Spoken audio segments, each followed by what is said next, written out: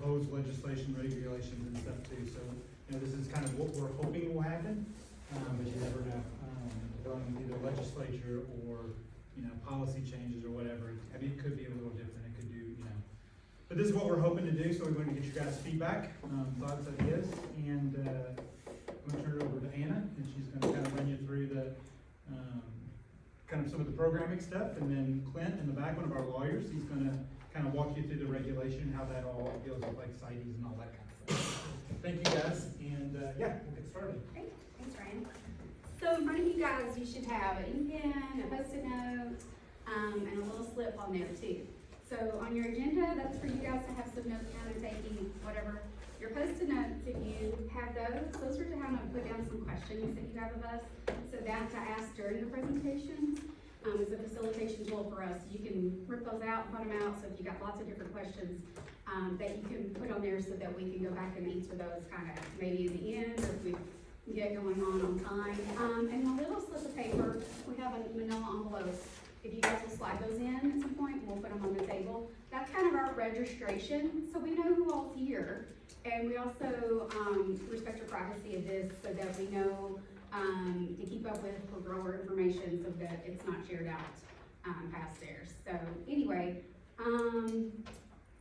welcome again, and we'll get right into the meat and potatoes of this. As Ryan said, I'm Anna Lucio. I'm a marketing development specialist with the Kentucky Department of Agriculture. I'm going into my 16th season as working primarily with the American Ginseng program. I'm basically your representative for all things American Ginseng in Kentucky and a lot of your forest products that are also collected and harvested wild. We're briefly going to go through on this bunch. If you've been through my Ginseng 101 presentation before, it's going to look familiar. But I want to build a foundation of why this is regulated and what we're looking at to kind of put a line in the sand or a double line down the road, if you will, on separating wild versus non-wild ginseng. So the plant we are talking about today is American Ginseng, Panax infolius. We market mostly just this root, the bulby part of the top. I know we do have some market for the tops. Mature root will produce a berry cluster, which is where we get our seeds. In the woods, typically in a wild situation, we will see ginseng way apart from each other, but when we talk prongs, which comes a little bit later, we're talking about this is our soil line, this is our stem, and these are the leaves. A leaf has 5 leaflets, so you typically see 2 smaller, one on the back side with 3 larger on here. So this plant here has 5 mature leaves, and we would call that a 5-prong. So just in case you're not familiar with that nomenclature of ginseng. So there's 2 ginseng plants in a wild system on that photo. Naturally, ginseng is pretty much all in the green areas as displayed on the USDA database. Typically what we see in production is literally in a woodlot like you would on here. So that's not what we're primarily talking about today. We're talking about how we change this traditionally wild system where you just hope that the plants and berries go back more into a controlled system. So in the wild, ginseng takes a long time to produce. This life cycle that we use this graphic a lot on different things, when you go from mature berry to a mature plant, a very optimist would say 7 years. A realist would probably say about 12, but it's probably about 15 to 17, and it can even take up to 20 years on that. And a production system, if it's in the non-wild, that may not take as long. And this is why ginseng as wild is regulated so much, is because this takes forever.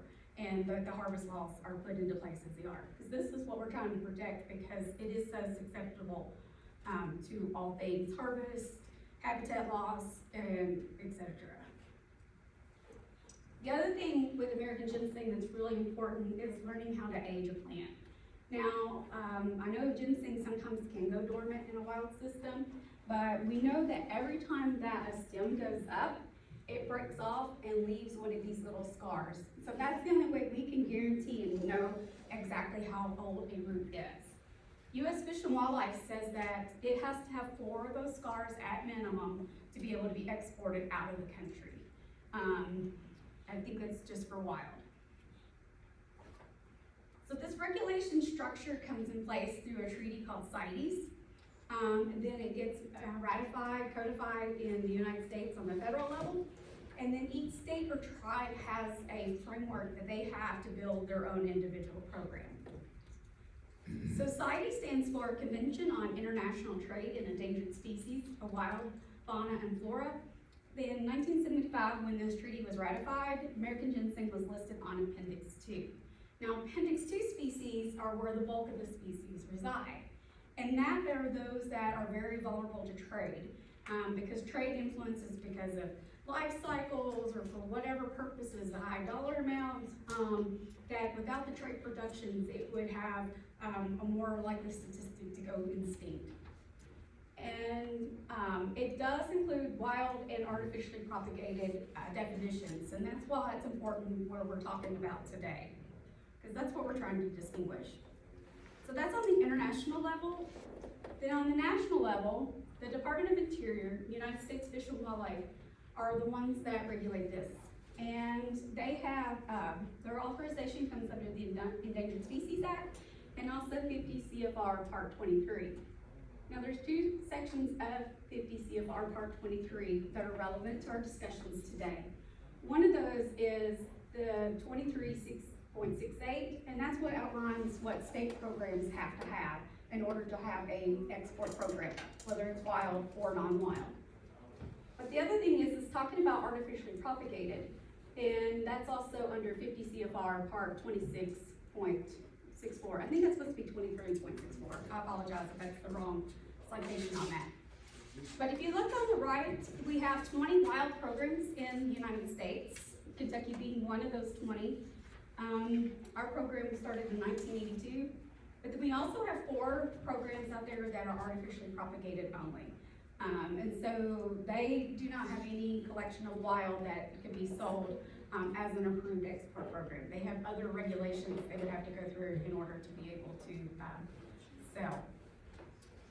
So for the state programs, they have to establish legal harvest seasons, buying seasons, licensing, documentation to track all things that go with the transactions, how to inspect, how to age the roots, our export certificates, and then we have to do assessments of what the natural populations are doing out there. We look at what they are currently, what is historical, different county levels, what are the growing conditions, like what's the weather been like this year or not year, also looking at different land uses, and we do that through a monitoring program. Kentucky has one of the longest standing monitoring programs, which was established in 1978, and we've only had a 4-year break and all that, in all those years, maybe a 3-year break. We use all that information, and we have to do what's called an annual harvest report. And the agency for that in Kentucky, obviously, is the Kentucky Department of Agriculture, which is why we're hosting this meeting today. Like I said, the original laws in Kentucky were authorized through the legislature in 1982. And we in Kentucky traditionally lead the wild ginseng production. So each year we have to have all this data we collect, and we have to send in which U.S. Fish and Wildlife uses to show that our wild harvest is non-detrimental to the wild populations. And then I've given you the references for the Kentucky laws, which are also on our website, where you can go back to the unofficial links to those. Now I'm going through this part really quickly because it's not as relevant what we're here for, but I think it's important for you to have this foundation of how we administer the program as it stands today. So our seasons for harvest are, for buying, start green on September 1. We have a 2-week delay, and then dry starts in September 15th, and that'll go up to March 31. And that's a calendar year. And then in Kentucky, we have about a 2-week deadline for you to get all those final paperwork in, because there's other wildlife, I think, licenses that also go to March 31, so that way it gives everybody a chance to get everything turned in and all wrapped up with a bow. And our harvest season in Kentucky is September 1 and December 1. Now this is for all types of ginseng, whether it's wild or non-wild. And we also regulate the dealers. Our dealers have a license fee currently of $75 for Kentucky residents and $150 for non-residents. And this goes from September 1 to August 31 each year. Some of you guys are licensed dealers in this, but all that information is on our website if you need more details. Now, as licensed dealers, they have to record all transactions in the presence of a harvester at the time of transaction on purchase form. This is one of our older purchase forms, but they have to capture all this, and we capture this data at the time of certification so that it's aggregated for the annual report. Because we have to report all that county data for that report for U.S. Fish and Wildlife. And then if you want more forms, we also ask for dealers to give us an update of their activity. And that's so that we can see if forms have been voided, if they've been lost, or just see what's going on with these. In the past, we've had some dealers that have asked for forms that we had no activity on. So if you don't have activity and you don't have a form log, then we want to know what's going on. And then sometimes dealers like to sell to other dealers before it's certified, and so we have a form for that too. And finally, for the ginseng to be exported out of the state of Kentucky and to go from state to state, it has to have an export at this state of origin. And this is what our export certificate looks like for Kentucky at this time. And that's true for all those wild programs out there. When you have the movement of wild ginseng or even artificially propagated ginseng, there should be some type of documentation or export certificate that's going to go with that. Part of that issuing of the export certificate is that we have to do a ginseng inspection. We do that in our warehouse over at 111 and markets, that we put everything on a scale that you bring in. We pull a sample to do a root count. We also go through and outline and see what the age of everything that's in there too. And then also, depending on what time of the year, it's going to impact what we see coming in our office, whether we're going to see fresh roots, as you see illustrated on the left, or dry roots that are on the right. And here's an example outlining our process of a root count. We will take one of the sample lots presented, we go through and weigh it and tear that out for what the Ziploc bag on there. We have our standard sheet for those. Then we go through and weigh a certain percentage of the lot. And then we go in and outline it out in groups of 5 roughly. And then we'll go and look at those individually one by one under a microscope and count all those neck scars. And the reason why we have to do that, and a lot of folks says that seems very scientific. Well, we have to put that in that, aggregate again, all that data for our annual harvest report. Which this is what that form looks like, except on a little tiny scale. I spend hours working and putting all this together for you guys, but that's what gives us our authorization. We don't want any nasty grams, so we can keep doing our programs. And then also, some people choose to hold over root. Technically, if you are hold over root, and especially as a dealer, you should have one of these. Those are issued here again in our warehouse on our scales that are certified. And that's again to document why you would have 5 pounds of ginseng, for example, in August or in July. It's just good insurance policy to have that. Okay, again, if I've gone through something really quickly, if you've got questions, that's what those post-it notes are for. If there's something you need more information about on what we've discovered, just let me know. So, I'm gonna take a quick sip.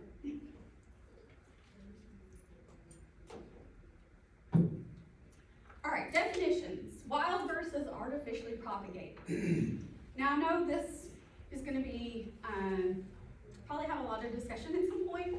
And one thing I like to point out, so those of you that have known me for a while, y'all know I like samples and I like getting roots for my collection in my office and all that kind of stuff. So this root is all one root. And the question is it wild or is it non-wild? Because you see the main mother root has these characteristics that we talk about with a wild root all the time. But this one up here, it's really dense feeling and slick and carroty. If it was broken apart and graded out in the wild market, this one's gonna go for a higher dollar. Would it not, Terry? Yeah. And this one's probably gonna go for a lower dollar. It'd probably go in a woods grown lot, possibly. So, so everything isn't as it seems. So that's why we have to look at what our production system is the best way to help keep track of everything. So we're gonna talk about how things are defined in CITES. So the big question is defining this wild versus non-wild. All roots. This isn't just for ginseng. This is just the wild versus non-wild definition on the high level, on the international level. So in CITES, they define artificially propagated. Basically, the things they highlight in everything is grown under controlled conditions, and then cultivated parental stock. That it's also grown from seeds, cutting, divisions, callus tissues, plant tissues, spores, everything that's exempt from the provisions of this convention or have been derived from cultivated parental stock. And that's important because, and then they define this out further. So under controlled conditions would be a non-natural environment, it's manipulated by humans for that specific purpose of plant production, and we're talking about traditional horticultural practices, the tillage, fertilization, weed, pest control, irrigation, nursery operations, and pot bedded protection from weather by putting, shade or cloth over it, so from the sun or whatnot, when thinking ginseng. And then for cultivated parental stock, it means plants grown under controlled conditions that are used for reproduction, which been to the satisfied of the exporting country. But it also goes in, it can't be detrimental to the survival of the, non-detrimental to the survival of the species in the wild. And then it's also that maintained in sufficient quantities that for propagation, that you're not constantly having to go collect from the wild to keep your seed stock vigorous and going so forth. So you can't just keep introducing, outside non-parental stock that we know from there. And that's important because, again, building this foundation of how they draw this line in this sand. And it's not for just species like ginseng or other forest medicinals. You get into orchids, you get into carnivorous plants like pitcher pots or Venus flytraps. You even get into a lot with the animals and stuff too, like what you would see in a zoo, for example. But again, we're going to focus on the plants. Now, federal U.S. Fish and Wildlife has ratified or codified these same definitions, almost identical, into that 2364 that I mentioned before. So I wanted to show you that it's the same way and outlines that definition for us. And another definition we have to think of is defining these forest products as crops. So USDA has a program called the Specialty Crop Program. Our agency, actually our division, is the one that helps fund, manage those grants for that for Kentucky. And so they have a very specific question on there, and if you look at the list, ginseng, American ginseng, falls as a specialty crop. But we have to also look at how wild plants are considered on there. And typically, while they may be used as the same purpose as a cultivated plant, they may not fall under this definition of a specialty crop. So what we're trying to do is also implement a program that clearly defines your forest products in as a specialty crop, so you have a potential to take advantage of some of those types of opportunities that are out there for those. So the big thing is, for a plant to be considered cultivated under specialty crop, it has to have some form of management must be applied. So in Kentucky, in 2011, we had a huge update to the ginseng laws.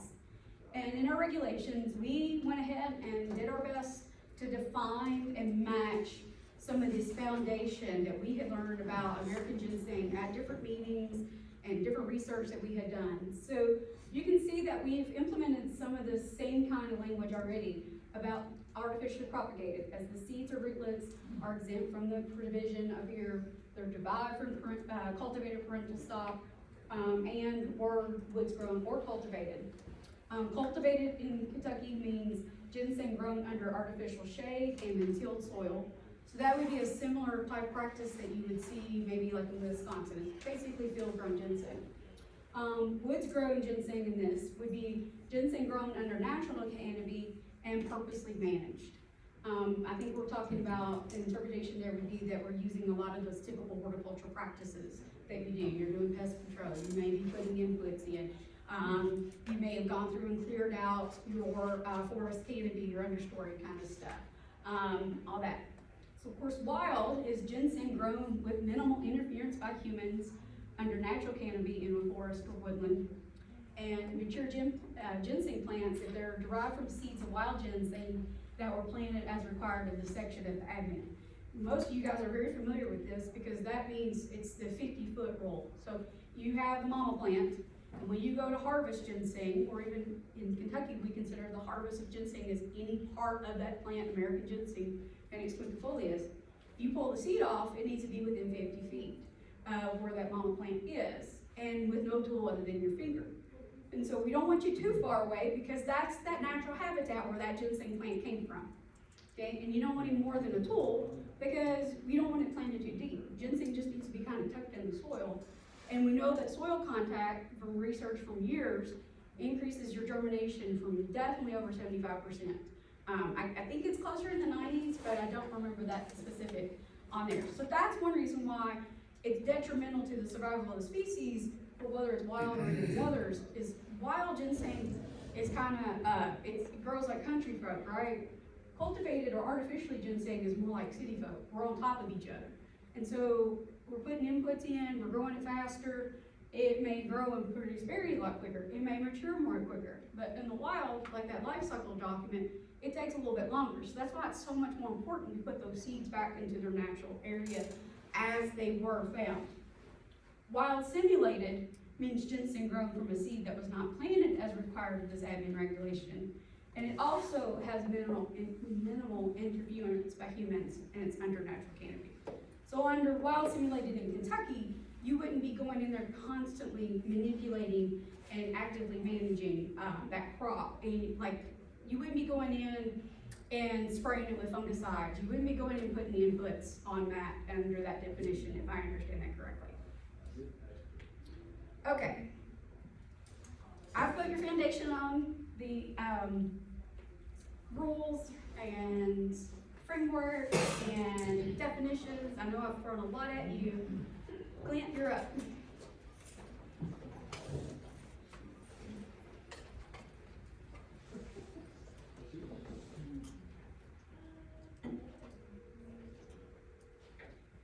Hello, everybody. My name is Clint Quarles. I'm the attorney with the Kentucky Department of Agriculture.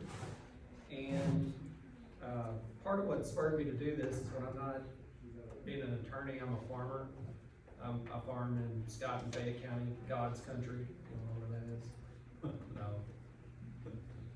You would if you were from Scott County. Anyway, so I've got farms that roll and have wooded areas that I don't use.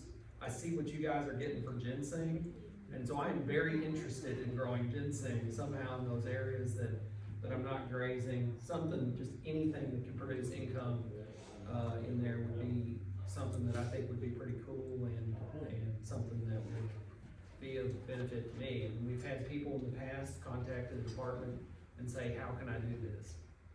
I was talking to a gentleman before this. Anna did a good job of laying out why it's critical that we maintain our obligations to the federal government. Because without the federal government blessing us to do this, globally, out in the United States, and I'm talking like the entire United States, Congress has entered into a treaty globally where all of those folks got together and declared ginseng an endangered species. We're just really lucky that the endangered species does really well growing in Kentucky. The only reason that we're allowed to traffic in that plant or the plant material out of the ginseng family is because the federal government allows us to, so long as they kind of bless our program. The program that they have blessed up until now essentially says that you cannot physically possess ginseng without a certificate for a really large amount of time during the year, right? So you can start digging on September 1st, and hypothetically you're done there in December, and there's a little bit of lag time on certifying after that. But other than that, a live plant any part of the live plant or seeds, technically possession of those things outside of that window is illegal in Kentucky. So I'm putting forth, some thoughts that I want you guys to consider. I wanna go through them, and then I wanted to actually discuss these with you and see what you guys think that would allow us to have a framework in place, but also get that blessing of the federal government to do this, to actually traffic, in live plants, being able to sell them back and forth and move live plants or move seeds. I can get online and on Craigslist especially, and it looks like I can buy seeds now, that is probably illegal, from a technical standpoint, from the law as it stands today. And just philosophically, I think that we could go a different route on that. So if something is out there that is existing and happening right now, and it's not necessarily hurting anything because we still have our normal root counts and reports to the federal government, let's create a system that would maintain and encourage maybe some things that are going on, and maybe expand it into a farmer like me that's looking to maybe put some ginseng in an area that ginseng isn't really abundant like it is in other parts of the state. So here is the proposed regulation. In a minute, if you all want, you all have a copy of the current regs, right? The current dealer regulations. Well, but you've got one either at home or know how to get it Yes, I online. can put them in the packet today. Okay, well, I can show you online, how you go to get that. In Kentucky, dealers are what are regulated. Our actual diggers that are out there harvesting the plant are not necessarily regulated. You don't have to have a permit or a license or anything like that to go singing. But the dealer, it's the sale and the possession of it outside of that, calendar window that is problematic. So that's where we start with this. The current stuff is in 302 KAR 45010. This would be a new one. This would be a new one that just says, here's our growing program, and this is where it would be. So that all that stuff's just legal junk. It essentially says, here's our proposal, here's our statutory authority to do what we're doing. Section 1 on this, and this is a proposal, so this isn't law. This kind of has to go through, when I was a kid, it was the bill on Capitol Hill. Remember the cartoon when the little bill goes through Congress or whatever and gets done? When we settle on the language that we need to do here, it's not an instant process in Kentucky. This stuff gets filed. It gets filed through the General Assembly. They're meeting right now, and essentially they've got to stamp it or endorse it in order for it to become law. From the moment that we file these things to then going live and actually being real law in Kentucky is about a 6-month to an 8-month lag time. So if we file one on January 1st, it's not going to really go live until August, maybe September, sometime in that time frame. Like everything else with the government, nothing is instant. So this does take a little bit of time. So what I've come up with here, and if you all have suggestions, I really want Q&As and suggestions as we go through it, because I'm going to take notes. This is obviously, if you all dedicated time to driving to Frankfurt today, you're interested in this from one side to the other. But this is something I want you all to think about. So if you see room for improvements, or you think, no, that's just a really stupid idea, please tell me. You are absolutely not going to hurt my feelings on this. So I'm essentially saying that everybody that is going to do this, that is going to be a grower in this situation. So not somebody out there digging, not a current dealer. We're not saying any. Dealers have their own reg that's going to stay the way it is. Or somebody out there digging, they still are not going to have to do anything the same way that they're doing now. So the registration here will just be for somebody that's wanting to grow, meaning they're going to be able to sell the live plants and the seeds outside of that September 1st to the end of the year window, they need to register with the department. We've got a form, that we've created for that, and we're gonna issue you like a grower ID, and you would be grower number 00045 or something like that. I would have a grower documentation.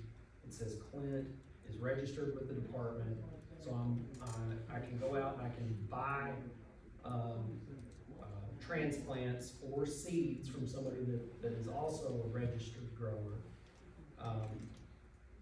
And then in here, it does say that the department hypothetically could deny your registration in case you were found guilty of some sort of violation of the current ginseng regulations that are out there on the books now.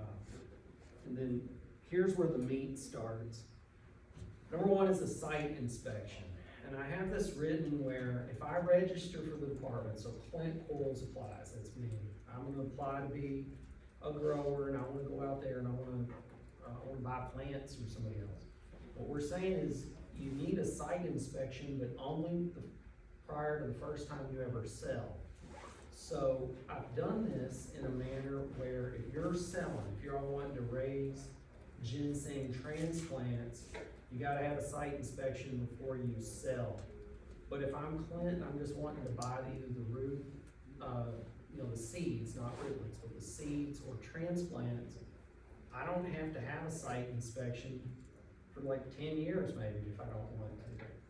There's just not gonna be any contact. You can register every year at the department, you're just gonna say, hey, I've got this stuff, so we can market it and show the federal government that we are playing by the rules, we're following the intent of your law, but you don't have to come look at it until I'm ready to sell some stuff.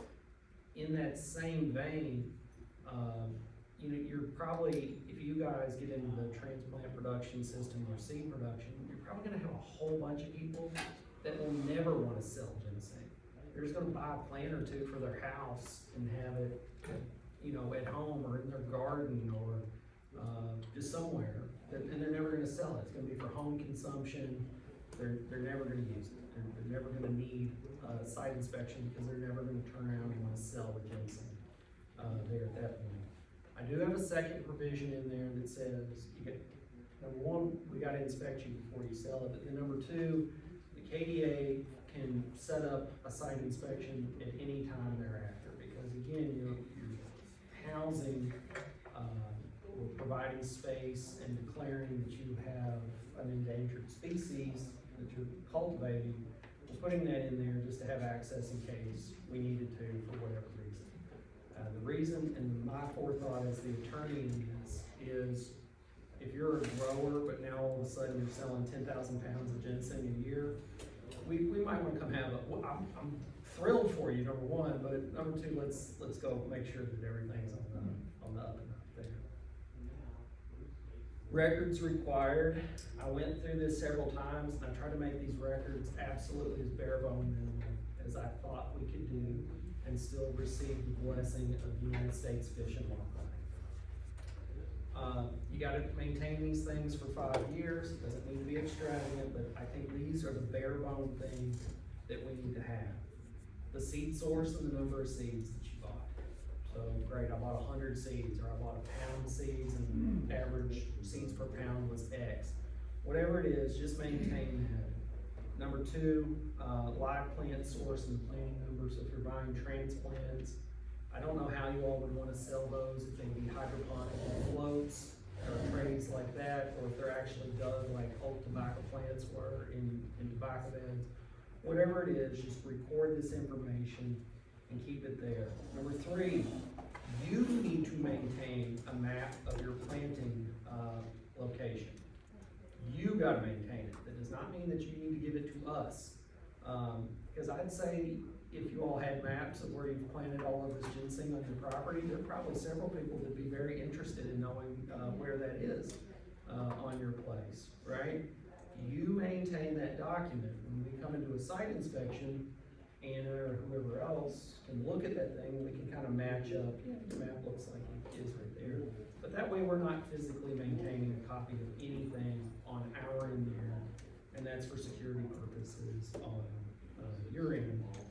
then number 4, your record of sales and everything else, you need to maintain those records, especially when you're selling to a dealer. That way we can match up grower production with sales to a dealer, because in my mind, if you're interacting with the department right now, you all are dealers, right? Is everyone in here a dealer in the room? Do we have anybody not a dealer?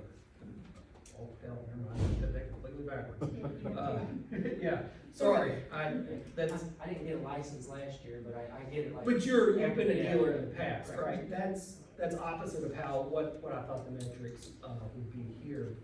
But right now, you don't have an interaction with the department on a routine basis unless you're a dealer, Correct. right? So for this, it will help you, show and establish that, yeah, I've sold material when it goes to a dealer, so we can match that dealer's record with the grower and production data there at that point. And then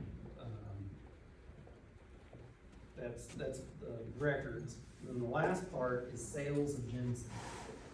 All sale of live plants and seeds shall come from a registered grower. So again, if you're registered and you bought stuff, you need to be a registered grower or somebody registered with the department in order to sell it to somebody else.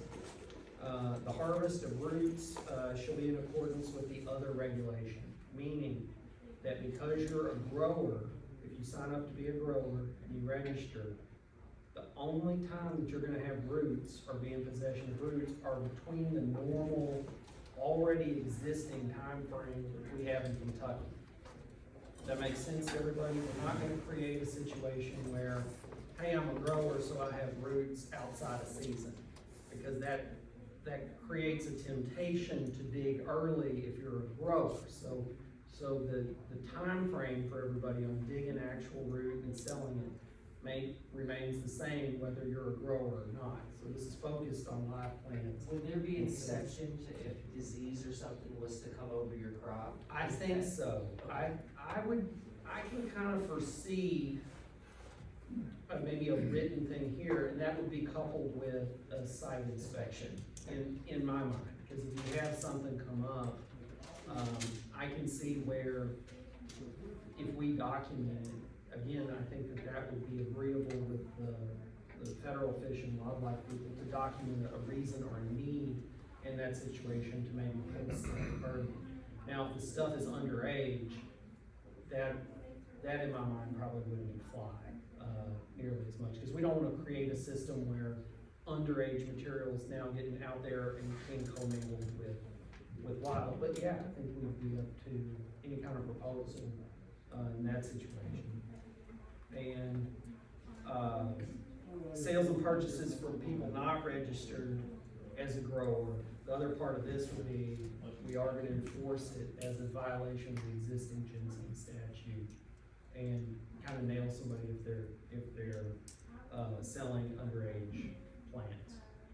And it is just that simple. That's what I've got up. I tried to make something where it was as absolutely minimum as possible, possibly on one sheet if it gets passed into law. So what do y'all think? Don't everybody speak at once. I got a question. Okay.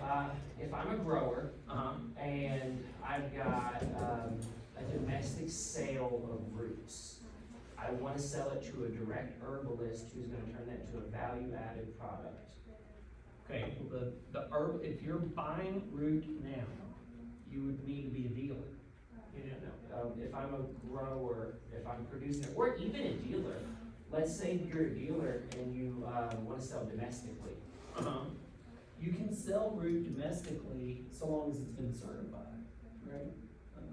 How would that work out if, I guess maybe if I'm a grower and I've harvested my root and I don't wanna sell my harvested root to say, an overseas dealer, I wanna sell it directly to, local consumers or maybe to a Korean market or. Just any other domestic kind of Yeah, market. domestic use, That yeah. root is never gonna leave Kentucky. It's Correct. intended to be harvested in Kentucky. You still have the certification process available to you. So it's kind of the existing rules. Okay. on that anyway. But if you're a dealer, and if you're selling root, here you can be a grower and a dealer at the same time. So you probably would need some parallel paths on that, to leave those marketing opportunities open and available. Right, and then certificate is just your insurance policy. I mean, I get, like, even if it is going from Kentucky to Kentucky, it helps us help you, because we're getting that, your information recorded, right? So we can get all that collected that goes into, on there, but then it also gives you the paperwork to go and show that you've done everything without question through the legal channels, and so there's no way. It's my way of giving you a way to keep your nose clean.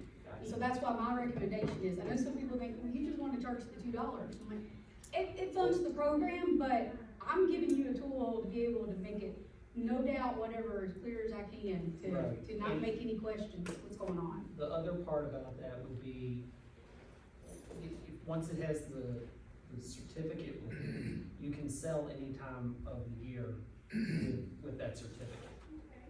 So that's true.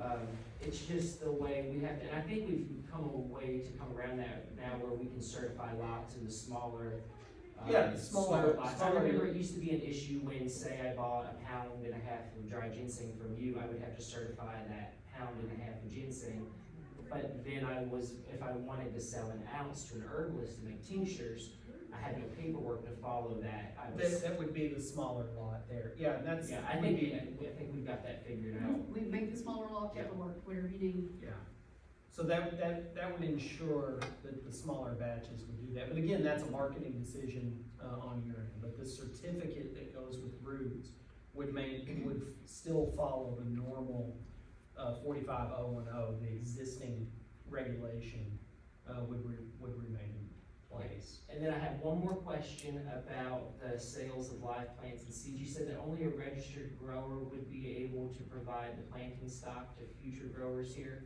Yeah, so Now, in order to sell anything, so we're talking about non-roots, right? Correct. So we're talking about live plants, not rootlets, and seeds. So Yeah. live plants or seeds, in order to sell them, you would need to register as a grower. if we were wanting to buy from out of state, I want to buy a large quantity of seed from Wisconsin and break it down as a grower to provide seed to Kentucky forest farmers. Okay, you need to register as a grower. Register as a grower. So that gives you the ability to do that. And then on the records that you're gonna keep, how do you go back? Hippie. As in Paul? Oh, and previous. Previous. Okay, that makes more sense. Next, in for next, E for I don't previous. wanna block. Okay, we're next. You would still need to maintain records of those sales, so you would need to do that. Now, the problem is gonna be if you're getting ginseng material from out of state, what you're purchasing from that state would need to be certified before it came into Kentucky. Would that be exempt from CITES? And I've got growers that ask me to ask if the cultivated seed should be exempt from CITES as No. we speak, correct? There's no exemption from CITES. The plant and all parts of that plant are subject to CITES. Okay. If it's that plant, and it's ginseng, and it's in the borders of the United States, it's subject to CITES. There's no exemption to that, because Congress, a long time ago, ratified that treaty. But if it, let's say, did you say Wisconsin? Wisconsin, they've got their, it's. Okay, so if it's leaving Wisconsin, it needs a certificate from Wisconsin to come here, and I don't know if Wisconsin currently will provide you a certificate or not. They've got a growers Seeds. process For that. seeds, but you said live plants too. Yeah, they do. Seed Okay. and rootlets, we've done it in the past, and Hypothetically, you've done it. in the past. no, if it's certified, it's legal to get in, correct? Well, it seems to me like you would be in possession of underage seeds and plants in Kentucky, and that's why you hypothetically. Yeah, hypothetically. If it's I'm certified. still a lawyer. If it's certified though, if it's certified from Wisconsin to leave as artificial crop, once it come into Kentucky, If you're a registered grower, that is your alright, pass to possess it here.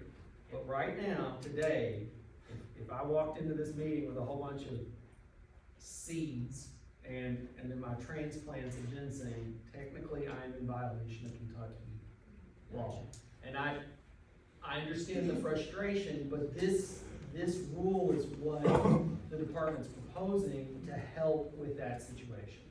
right? Because the department is about compliance assistance, we are not about writing violations, right? We don't like doing that, so we would rather the laws be kind of followed, but the law in this situation has created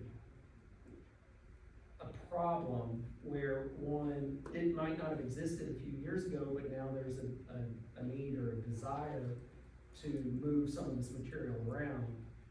The department is trying to come in and fix the lack of, regulatory oversight in that area. That's a really good question. Yes, sir.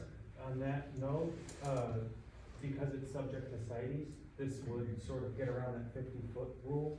Well, Is that, that's where this, once that's you where we're have going with this possession, thing? this is still not gonna override the 50-foot rule, right? Because the 50-foot rule is if you're digging or harvesting that plant, that wild plant, The seeds too are subject to 50-foot rule. the too, seeds would still be subject to that 50-foot rule. I need to think about that a little bit, because I still think that that's generally speaking a pretty good rule, Sure. right? Because we're talking about, I mean, I don't know where you're from, but if the further east you get in Kentucky, it's amazing, a couple hollers over how different some of the flora and fauna are. Sure. And the federal biologists with Fish and Wildlife are really worried that we would disrupt flora and fauna by moving actual wild seeds. But if they are then somehow not wild seeds, that would be your vehicle to, be able to plant her closer to you. Can I, one more after? Yeah, that? absolutely. Is that This is okay? what we're here for. Okay, I know that Anna and I had spoke about the quality of the local seed and ensuring that whatever we're getting or people are planting, if that kind of thing was gonna happen, we wanted to make sure that there wasn't any adulteration from other places, or that changes hadn't occurred within the, within the seed bank that have been taken to other places and then maybe repatriated, if you will, right? Right, because that's one thing, we have to make sure that we keep our wild populations Wild. wild, right? Because we still can't have as much commingling, because it's still gotta be wild, whatever. So, I was actually on a conference call, one of the things I've been trying to look for years is find out how far away does your ginseng needs to be from each other, and it's actually about a football field, is what the number is. So, I didn't know that, I just learned that yesterday for sure. So, 100 meters is that technical term, on there. So, if you don't have that kind of property, I don't know, that because you may have some cross-pollination, but they are very concerned about hybridization of natural things, and that's one of the things for us to do. This is just one segment of the ginseng program we're talking about, is from the grower side. So as an agency, we also have to go here and talk with a heritage program and making sure we're keeping our nature populations and work on coming with a native seed type thing you have for restorations, and that's a whole nother conversation. And that's a really good point to bring up, because I've had a communication with Fish and Wildlife, and the people that are responding to me are the people that approve our program, and they're not lawyers, they're biologists. So they're looking at it through kind of that course and scope of nature. It's really hard to write laws about nature, because nature just really doesn't care.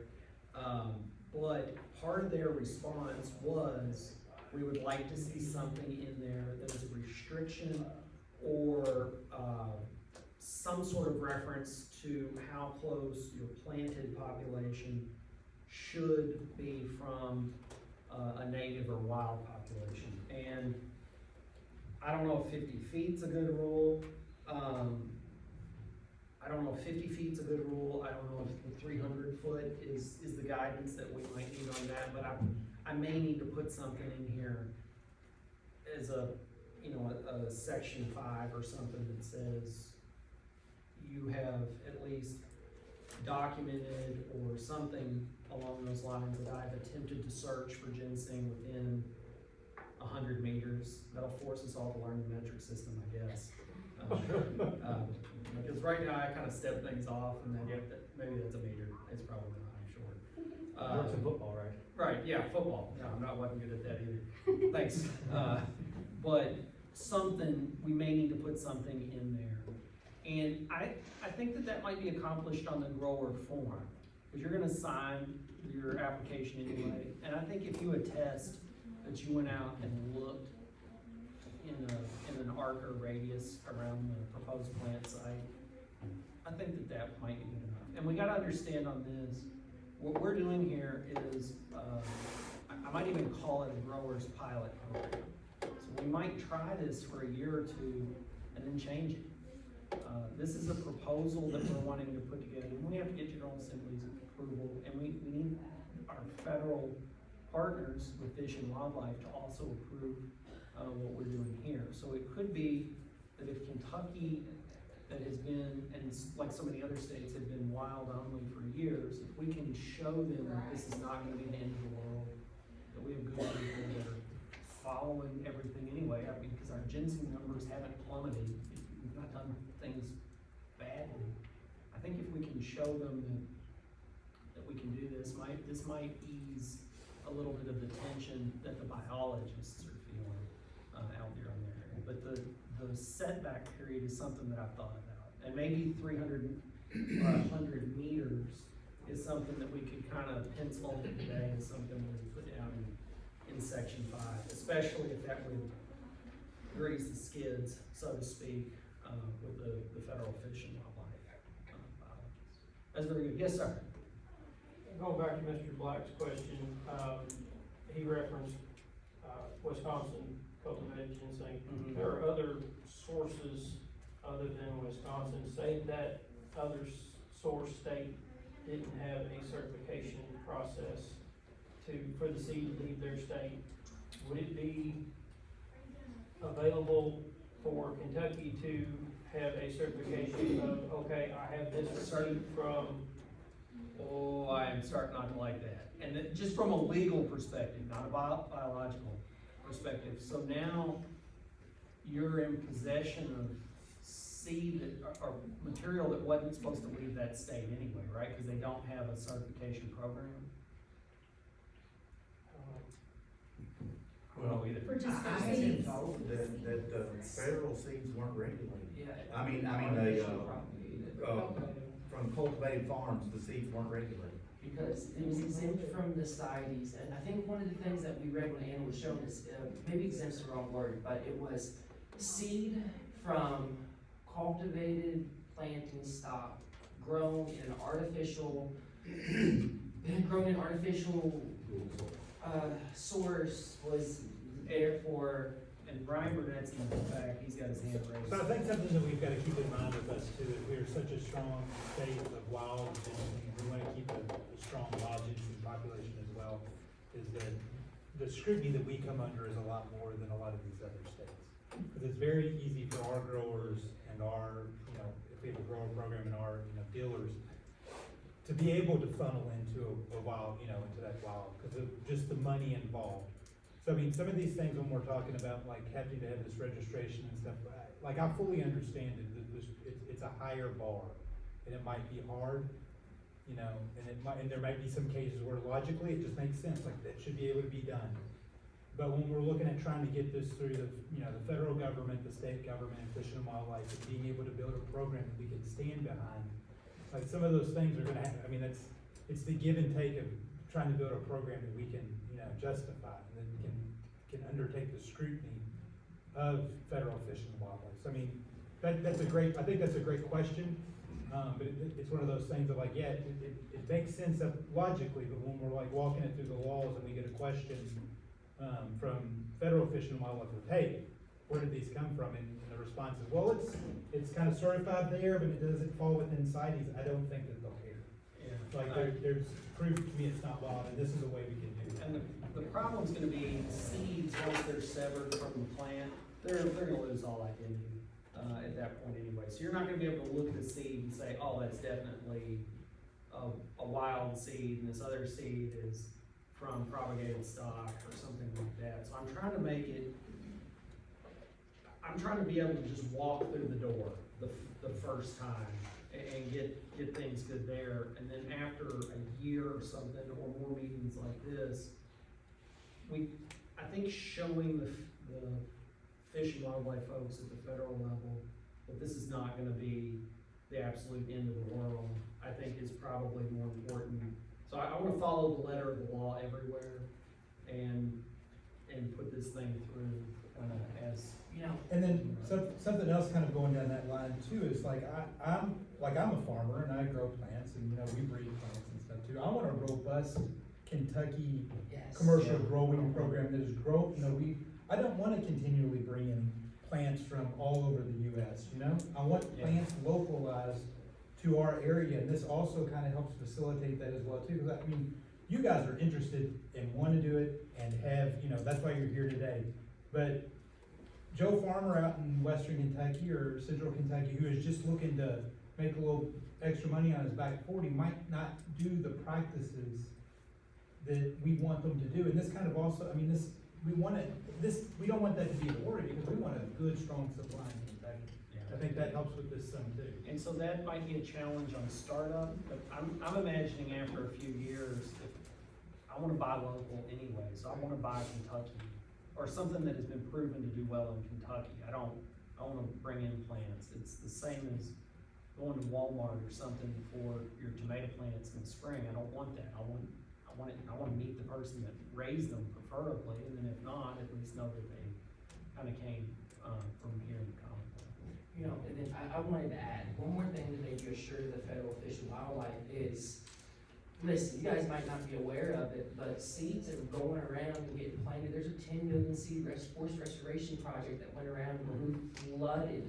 I mean, hypothetically, I may have given 200 growers in Kentucky seed for free. Hypothetically, Yeah.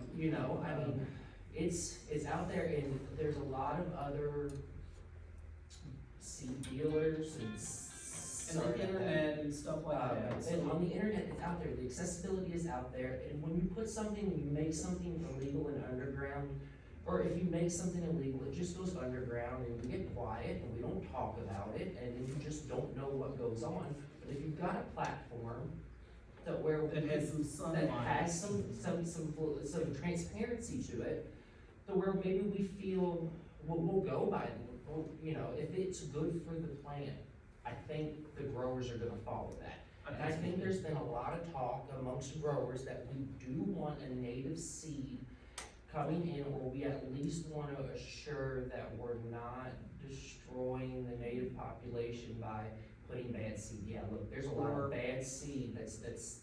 Or bringing a disease Bringing a in that we're not disease in. even aware And of. with the Primarily, I late, think that's what he's referring to. yeah, the late Bob Yeah. Bifus told us that, what was it, the disease can be, born into the seed, and it might not show up for 3 to 5 years. Sure. So we worry about that, and then, I don't wanna be a forced farmer, buy some seeds, and then have to wait 7 to 10 years to harvest something that we know doesn't make it past 5 years when we start to lose the majority of our crop. Yeah. That 3 to 5 year window on cultivated seed, from my experience, hypothetically, if I was growing ginseng from wild seed, 3 to 5 years, I start to see a little issue. I'd like to be able to, my other question was, how many generations of growing cultivated seed? Traditionally, we grow cultivated seed for 4 years, cultivated plants. 4 years, they cut flowers off of 3 prongs, or they only collect seed from, I think, 3 or 4 year old plants, and then the plant's harvested. So there's not a lot of seed coming from plants that are 10 and 15 years old. Right, but at the same time, if you've got a 10 and 15-year-old plant, that's usually a lot, depending on what the root looks like.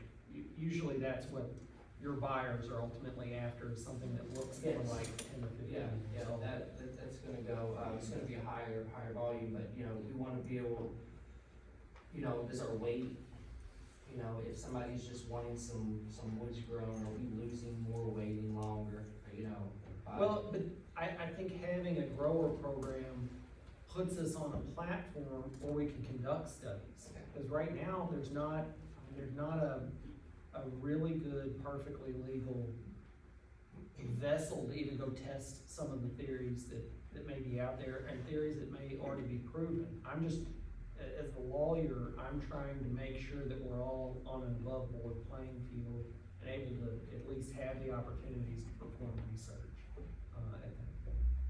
Those are all Yes, sir.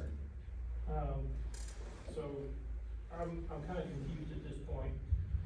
So let's say Mr. Quarles, has a place that doesn't have ginseng, he's wanting to get started.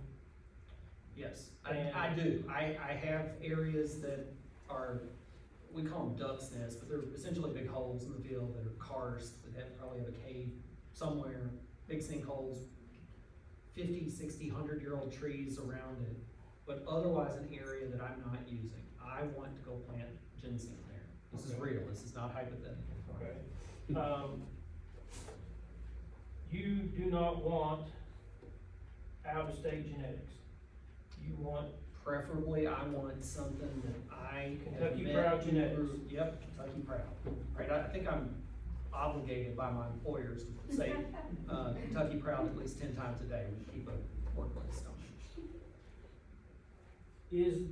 is it legal under this regulation to buy fresh roots from a dealer and take those fresh roots and put them into our crop, and they are now, Would they be fresh roots that meet the minimum age threshold? From 5 to Yeah, 10 they're- years, yeah. Yeah, so you're asking if they're legally harvested wild Correct. roots, and the dealer, chooses to sell you, 100 fresh rootlets, and then you plant those, which would be the amendment thing, you know. And there's- rootlets that have already met the age requirement, right? Because I think when you say rootlets, you're Yeah, thinking. legally harvested. Yeah, if they're legally harvested, I think that would probably be okay. Mhm. We've had people certify that Yeah. come through. I mean, that's something that I've does come through. I've certified wild roots and replanted them back for, native planted stock, and I've also got certified root from West Virginia sent to me to replant. And then That's, I don't find a violation of the legal stuff as it sits that would have any problem with that. But yeah, so if I did that one way where, because when this thing springs to life, I have a feeling that there are gonna be people that already have stock for sale, either seeds or, live whole plants, transplants. Or I can go the fresh root market. But remember, when I go to buy the fresh root, it can't be dug before September 1st. Cause I don't want a system where people have growers license and it is a mass to dig early. Cause I don't think you guys would do it, but it provides it provides an opportunity for somebody that's wanting to cheat the current regulation Exactly. to do so. So I don't want that, but can I buy it and then remove it? Yeah, and I don't think that's in violation of the 50-foot seed rule that's already in the other regulations. I think the other regulation, it either works from my perspective, or everybody has understood it for so long that they kind of agree that it works, or it works good enough, or there's not anything better. So from a legal perspective, I'm just looking to expand that. And then from my perspective, I probably do want to go buy, if it's me, I wanna go buy fresh rootlets. That's probably what I would do. And as we'd a much rather farmer- those be replanted and dried anyway, because it's gonna make your plot look a lot better. Yeah. And it's really hard when I have a dealer bringing roots that are certified for that as a fresh market, or that you see them dried, and there's nothing you can do about it, and then they're begging for seeds, and it's like, you should've let that grow, just let it grow. And I'm a farmer and I'm cheap, so I wanna buy some of that, and then the seeds from it, I'll go plant, maybe year number 2, once I have the seeds, I'll go plant in the same duck's nest or the same hillside that I'd be talking about that's uncroppable to me now, You might pay for some coffee.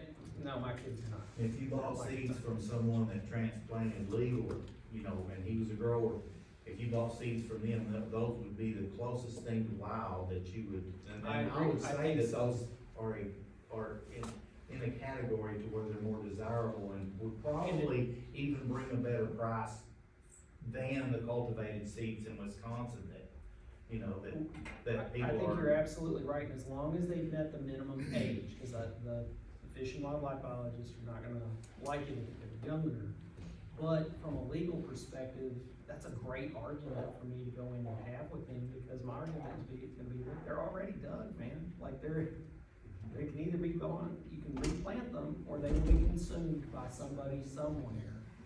But it's not a detriment at that point. Because once that rootlet's dug, and it's 5 years old, I doubt a whole lot of people are gonna replant it in the same spot.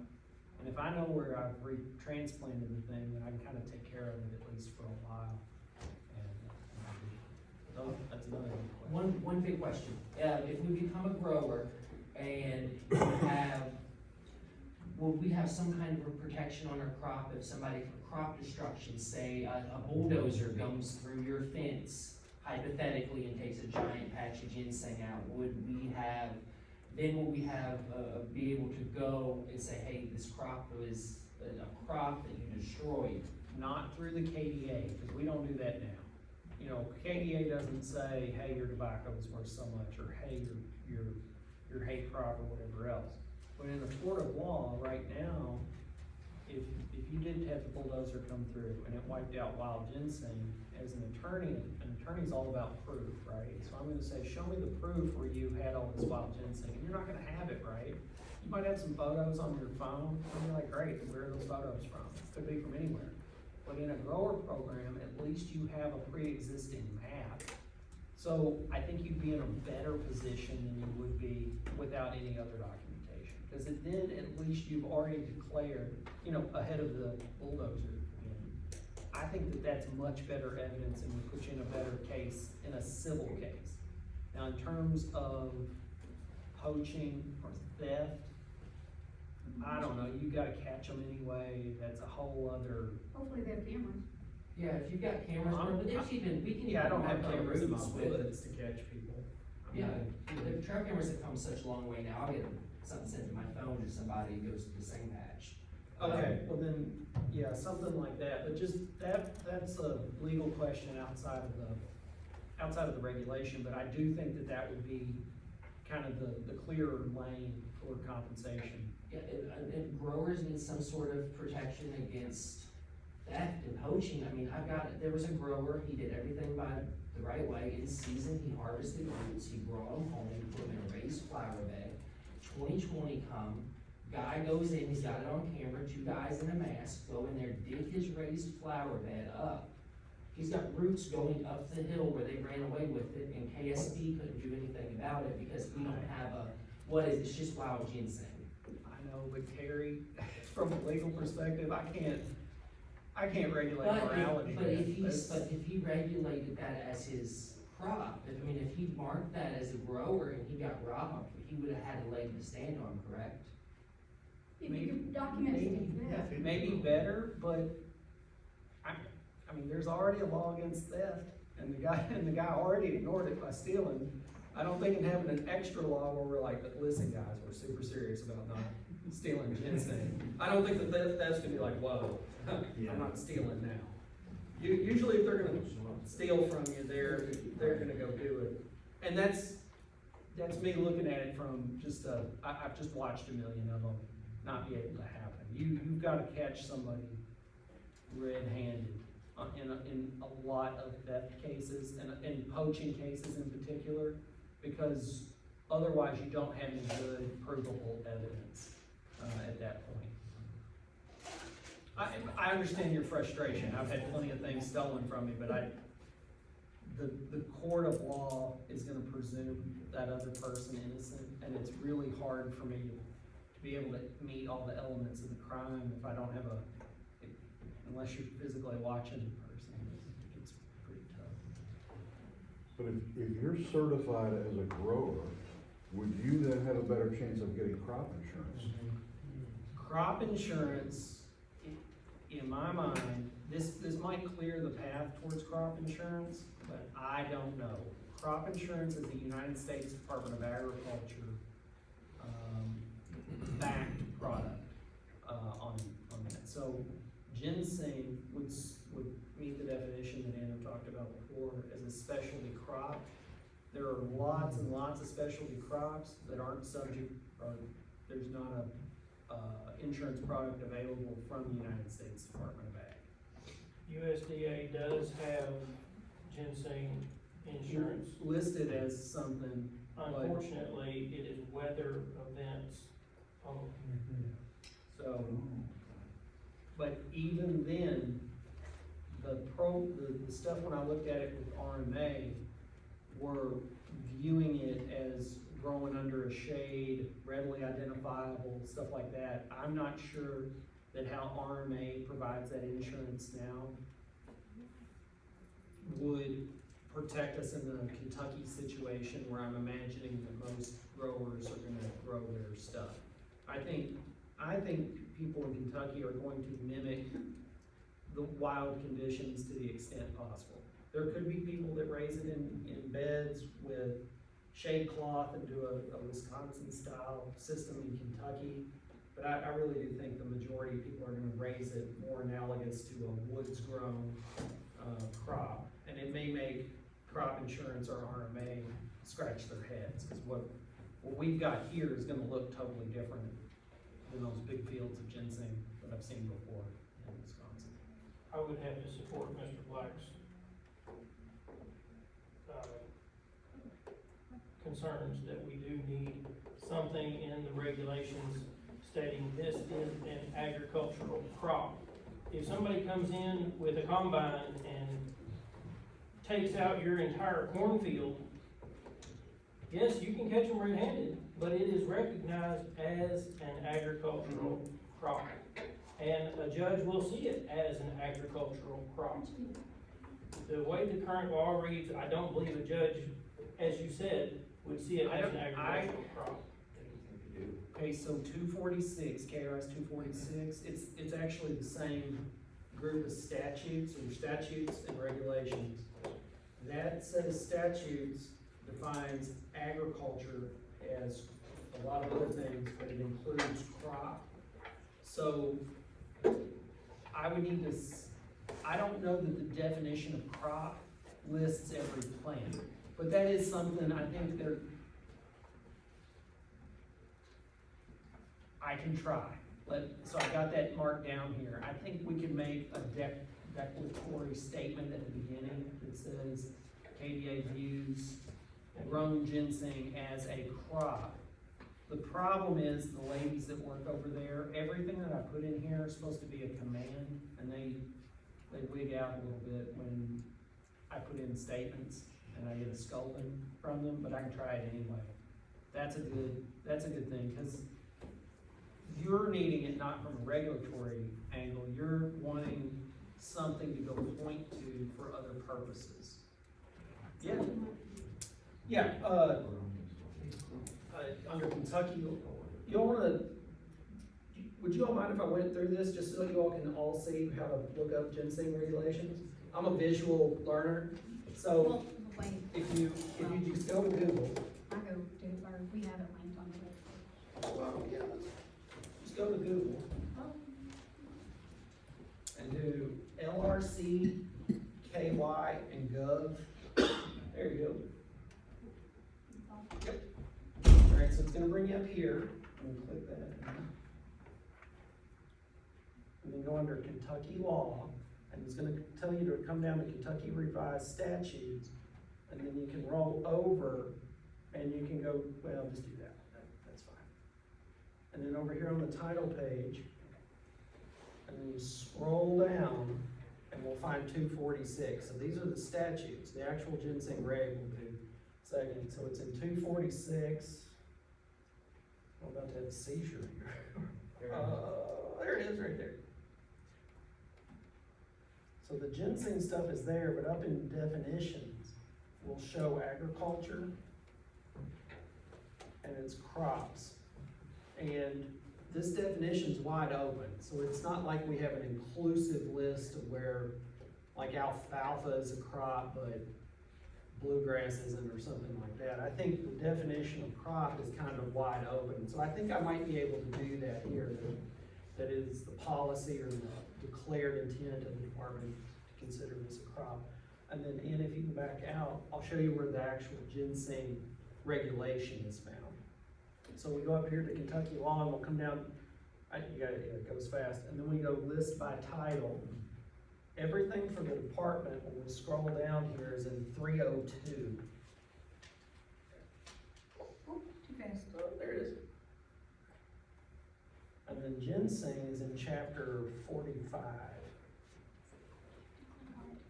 Well, it doesn't have a scrolly thing on it. I don't use the laptop as a laptop. Yeah, I don't either. There we go, Ginseng. And then you can just click there. So if we put this through, there'll actually be two. There'll be 45010, and then there'll be, so this is 010, then there'll be a second one, but that's where the current Ginseng ready is there. So that way you can help remember where to go view it. Well, we also have it on, Yeah, we have it on the department's website. it's like on the ginseng page, it's way down here on the side. Yeah, see there? That wherever, yeah, so ginseng laws and regulations. And then this PDF gives you a direct link to the different statutes and the regulations too. And then Anna's got it nice on the website like that, because it's got all the other stuff, is there, as well. She's got it in a one-stop, shop, or, Kathy did that one. the credit. Yeah, not here. I know, Uh, thank you. So, that's where it would be. I think that'd be a useful tool, and there's no detrimental value. Anybody else have any questions? You guys have driven a long way from this. We're still gonna go over the form. Yeah. Dollars, and then You- we'll. You spoke of getting stuff certified, brought here and certified over 111, but if I sell, just say like to Mr. Cherry or Mr. Black, and their dealers, they're gonna get it certified anyway.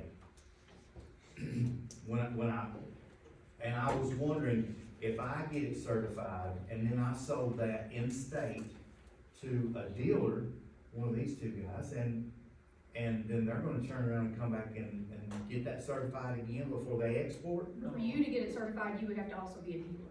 That process is gonna stay the same. So I don't have to, I could just sell to him then? Yes, yeah. You just- But if I'm it's a selling out of licensed dealer. state, if I'm selling bulk out of state, I'd have to get it weighed certified. and Yes, ship you would with need to the- come to the dealer format the same way we have it. I got you. That's not Okay. gonna change. And then, a lot of, not saying anything bad, but, about them, but there are some, lower income people that's wanting to grow in eastern Kentucky, and they're saying, okay, do I have to buy, say, if I buy a grower's permit initially, and I get certified seeds, and I plant them on my property, and I don't have any turnover for 8 years, 9 years, do I have to get do I have to purchase that grower's permit annually, every year, even though I'm not producing anything that year? So if you are purchasing something that's already been certified, the only time hypothetically, or the first time, we prefer you to register with the department, you have your map, you have everything ready to go.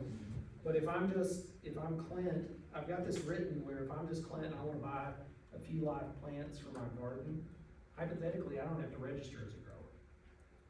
Right, because you don't need to be there until I'm ready to sell something. Anna or whoever else, maybe we'll have some additional staff, you know what that. I'll be retired by then. No, she'll be retired. I got 2 more years before I go find something else. But yeah, we would, the prohibition is on the sale here, but if you're purchasing something that was already certified, you don't have to register as a grower. It would be a protection for you, Okay. At that point.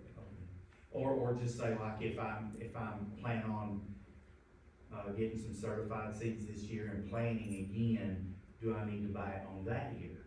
If I'm not doing anything, that's what you're For saying, the but, registration here, at least the way that I've got it set up right now, there's no cost. So there's not gonna be anything, there's no dollars involved with this at Okay. all. okay. So that's why I say I think we would strongly prefer you to be a grower, because again, Anna or whoever else is after that, we need data and documentation here to show the feds so that we can even do this. So that's why we would highly encourage, this situation. But the regulation kicks in on the sale. right? But if I'm buying that certified seed, I need to be keeping these records even before I've been site visited, right? So that I'm documenting where all of that stuff comes from. But possession of that stuff, as long as it's certified coming in, you're not technically required to have that. Kind of one of my thoughts when I'm thinking about this is I'm just looking for that traceability. Yeah. And like that's what that grower thing you continue to do. If you're just buying it to plant and then you're gonna harvest a root and then sell that root as a dealer, that's fine. Like, you don't need to be a grower. But if your intent is to, you know, a few years down the road, start selling this stuff that you're growing on site, like continuing that chain of custody essentially, and that traceability of that product coming through is what we're looking for. Because it's not only for us, it's a protection for you as well too. If somebody comes in 3 years later and you can be like, oh, here's this record, here's these past years showing that where this product has lived that entire time versus just coming into the lightness for a year and then going to hide. You're not hiding, but going to hide essentially for 5 or 6 years, and then all of a sudden popping back into lightness. I need a growers because I've got all these plants to sell, kind of idea. Something to think about. And I think the zero cost is why I thought that this might be an easy thing to do at that point. So the dealers, you know, have a cost, but if you're just wanting to grow, just register. There's no cost involved. I think that's a great idea because the cost thing, a lot of growers were concerned about. They didn't want to go on paper and have to pay money to continue to plant seeds. I think you're gonna get a lot more transparency, not having a fee associated with this growers program. I think you have more people that might actually, come forward. Yeah, come forward and follow a proposed regulation. Yeah, and that's part of, you know, like any attorney, I've got about 100 different reasons why I think this thing works. But part of this is I didn't want to show the feds that this stuff, you know, from their angle, I can see where they might assume that none of this happens because there's not a legal means for it to be happening now. If I can kind of show the feds, this is gonna happen whether we have a regulation on it or not, but at least have a way for people to be legal and it doesn't cost anything. I think this will provide data that supports our position that we're doing a good job now, that we're not destroying the environment for ginseng.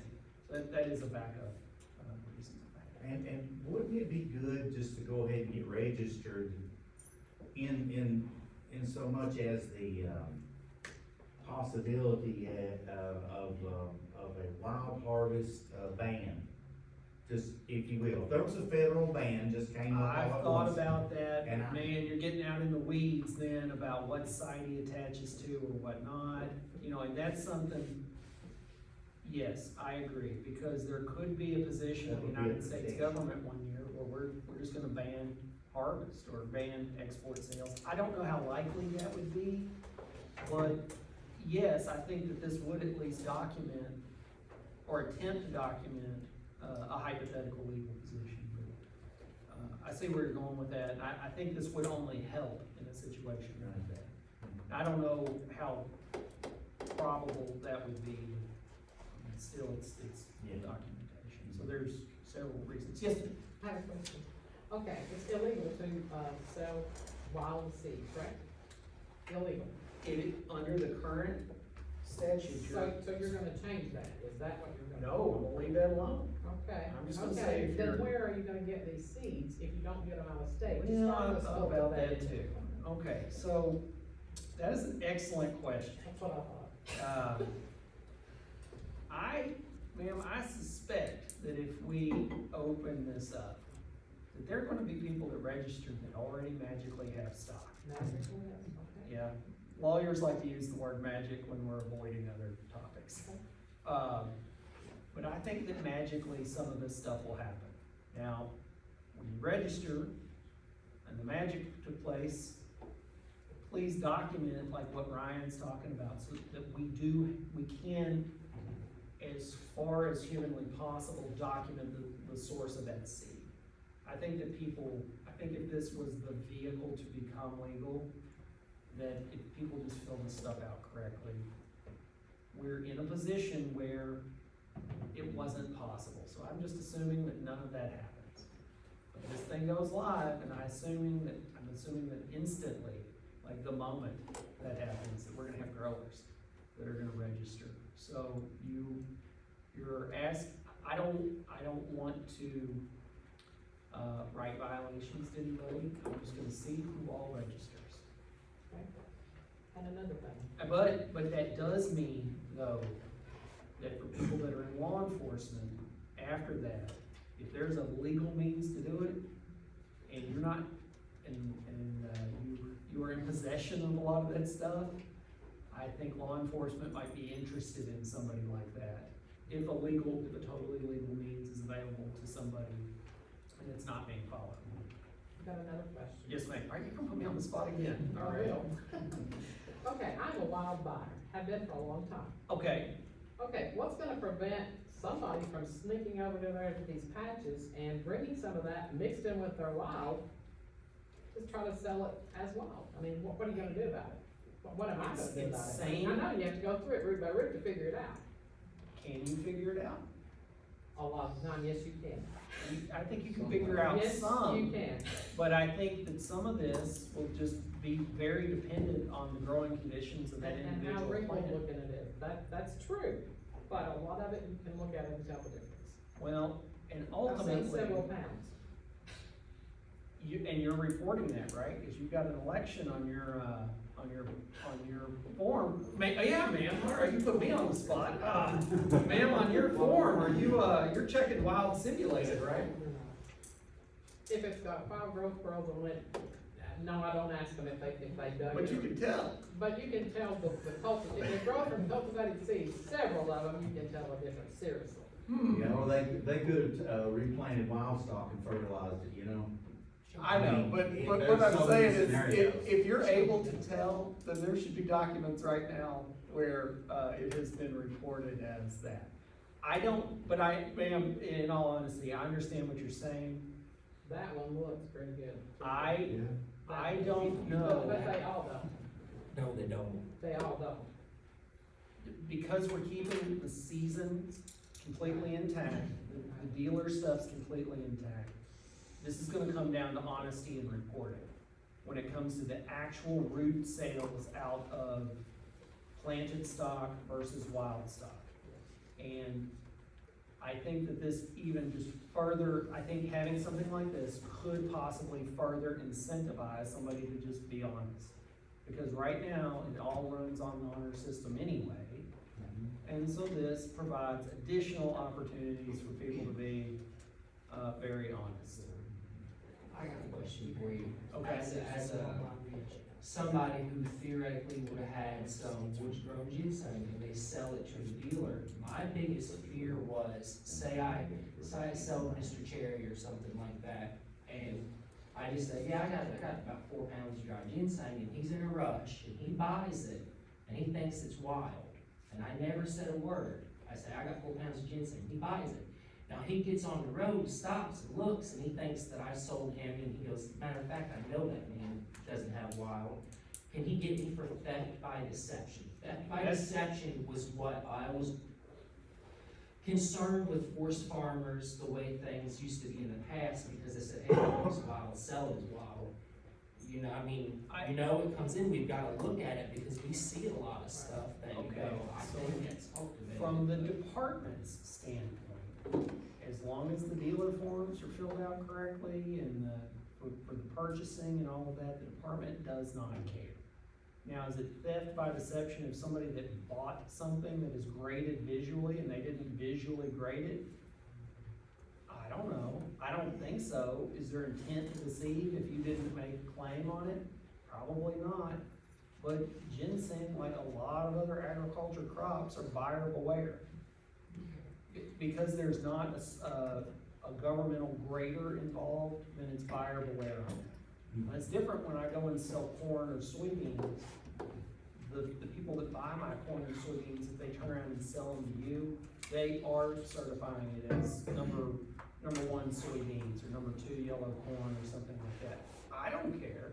As long as they buy mine, I don't care what they sell it as, because I know I can't eat all that corn. For you guys, it doesn't matter what they buy it as, you know, what you claim it as could be part of something, but if you sell it where, without, you know, them inspecting it, I doubt you're gonna eat all that ginseng. So, whether or not that rises to criminal intent, that's gonna get out in the woods. But as long as you filled out all your forms correctly, you're okay with the department. I don't think, those are all great questions. Yes, sir. Well, we know that people have been growing wild sun-raised ginseng for decades and mixing it in with their wild.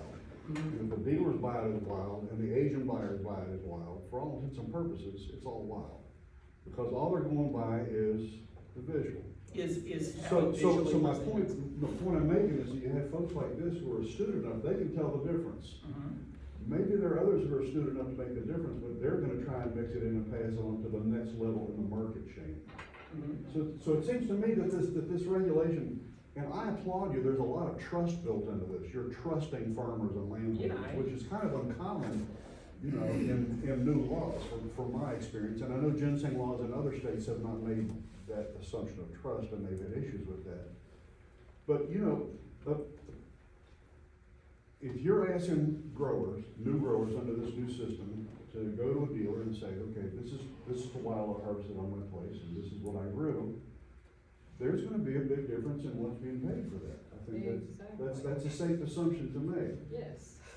So this all comes around to my question about sales in section 4 and the calendar of sales, because it appears to me that for folks who really wanna make some money growing in the woods under this structure, in this context, the money is gonna be in sale of rootlets, 1, 2, and 3-year-old rootlets.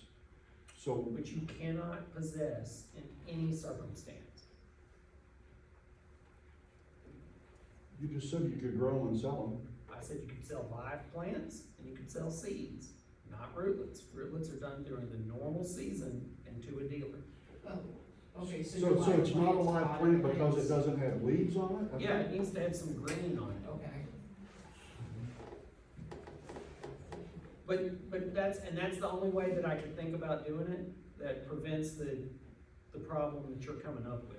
No, I think the economics go against your assumption here, and I don't No, mean. no, that's, I tell don't me mean to I'm be wrong. rude, but nobody's gonna go in the woods and harvest 100 one-year-old ginseng rootlets, number one, because they're hard to find, Yeah, hard to identify, and then sell those for $1, $1.50 a piece, which I think is roughly market value now. When they could start them themselves and sell it for that and make some money. Right, So so the I'm assumption about that the people are seeds. gonna harvest out of season wild and sell it as domesticated rootlets, the economics don't make any sense. okay, how do I fix it? If you When I say have, plant, I meant it has a living leaf on it, not a rootlet, because a rootlet needs to be dug, possessed, and sold according to the normal season. but if That's you, where I thought it would kind of catch itself, because I'm assuming people are gonna be honest with that. right, and I understand your logic, and it makes perfect sense.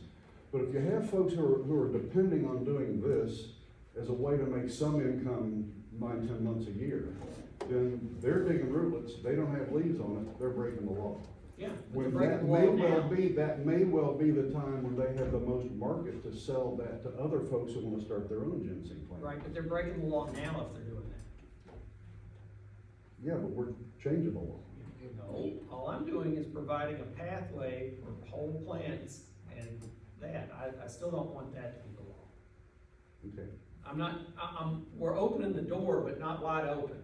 So we're, At that point, it's much easier also to bring just somebody to go out to the woods and just dig wild plant over and over. yeah, I and don't bring it want up. somebody digging and moving the necessarily the wild plants there. We're trying to make this more analogous to a traditional crop as I can, at least for now, for the federal government to allow us to.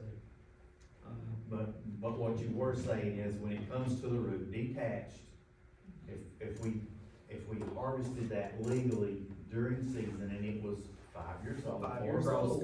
four scars, Yeah. and so 5-year-olds, could we sell that? We could sell that to. Yeah, you can sell the Someone 5-year-old, else, because you're but- allowed to dig and sell that now currently Yeah. anyway.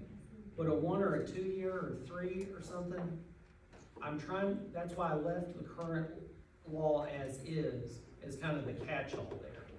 So I limited it Yeah. for things you I can use don't know. access to the a live plant. So I don't know how they get by in other states, but they're selling one, you can purchase one, two, three. And you can buy those as certified material, legal for possession in that state. Here, That's where I'm thinking the disconnect is. I'm sure it is for sale. I am not very sure that that is legal for sale in that I state. do. Virginia's got a nursery program for ginseng growers, and they can sell 1, 2, 3-year-old, nursery stock rootlets. And they'll certify And it. they've got a nursery program, I don't know how they're, And I don't know how that works with them. West Virginia, different other states have growers programs for ginseng, and they allow them to sell rootlets. And I'll say this, as a forced farmer, if I'm buying 1,000 1-year-old ginseng plants, I would prefer to buy them in the fall when the leaves, when the plant has went dormant, because they transplant better, and you have a better success rate. Yeah, Versus, but I do want the ability to sell small plants, old plants, young plants at farmers markets for this whole movement of this houseplant movement that's going on, where people like to, they're growing just rare and different plants in their house. Yeah, in just the to- horticulture market. Okay, But you can What sell do you a think potted about- plant, right? you can sell. You can one. sell a potted plant. Yeah, you can sell the potted plant. Now, can I sell a potted plant with the top on it in September if it's a, 1-year-old plant, as long as it's a potted plant with If you can the? see the leaf on it, Yeah. that'd be okay. You can sell. But, it. and again, think about the optics on this. You can just put them in a pot and sell them. When it comes to tonnage or pounds sold, there is Kentucky and there is everyone else in the United States. Yeah. So think about who the feds, Virginia doesn't matter with the pounds. I mean, statistically in pounds wise, they're a rounding error for Kentucky. So, There's reasons for some of these. Kentucky is the leading producer on wild ginseng for a reason. I won't get into that at this meeting, you know. but But the I feds see are what gonna you're be saying. highly interested in I understand. in changes to our program where the growers incubator program, for lack of a better word, in West Virginia, and then the growers program in Virginia is not as much of a biological consequence. And something else to think about too, is we're trying to craft this under a federal laws as well too, where the federal government, when the federal government comes in and scrutinizes it, it'll pass that level of scrutiny. Just because there's a law in a different state, we see it happen all the time, doesn't mean it would pass federal scrutiny in the court system. It just hasn't been tried yet, right? So a lot of these West Virginia, some of these other states' laws, it's like, yeah, they say you can do it, but I think if push came to shove, and it entered, some scrutiny in the court system, they would not be doing it anymore. And I'm not an attorney for farmers or people in Virginia. I'm trying to keep people here okay and happy. So this is a great start. So then. It's a start. I don't know if it's great yet, but But, well, and you preface this whole conversation with saying, let's try it for a year or two and get feedback from the And people in this room and their cohorts, their parallels, and let's see what it looks like. Well, think about every other experiment people have ever done. Most of them fail anyway. That's how you learn. So this one, I'm proposing to try this, and I'm gonna call it a pilot or something like that. I'd like it to be declared when it goes through that we are trying something. Because it's gonna require more than just the General Assembly, it's gonna require the feds, there as well. And it could be that after 2 years before animals, that we would, it might be a complete retooling, a complete makeover, let's tear it back to its bones and start over, or we are required to produce more layers of documentation, registration, whatever it would be then. But I looked, my intent was to make this as simple as possible with zero cost. And I'm trying to go through the door with what I know I think would work, which is the seeds and the live plants. The rootlets, I think, is what would cause the federal people to howl at us, because underage rootlets are going to be a problem with the feds. And I understand that other states are taking a different approach to that, but I do think that, I think if I propose that to the feds, I think the answer will be no with their biologists. And I'm not, it's just gonna be tough, there, I think. You all wanna take a break, for a few minutes? Yeah, that's okay. The restrooms are, down, if you walk out the door to the right, they're at the end of the hallway.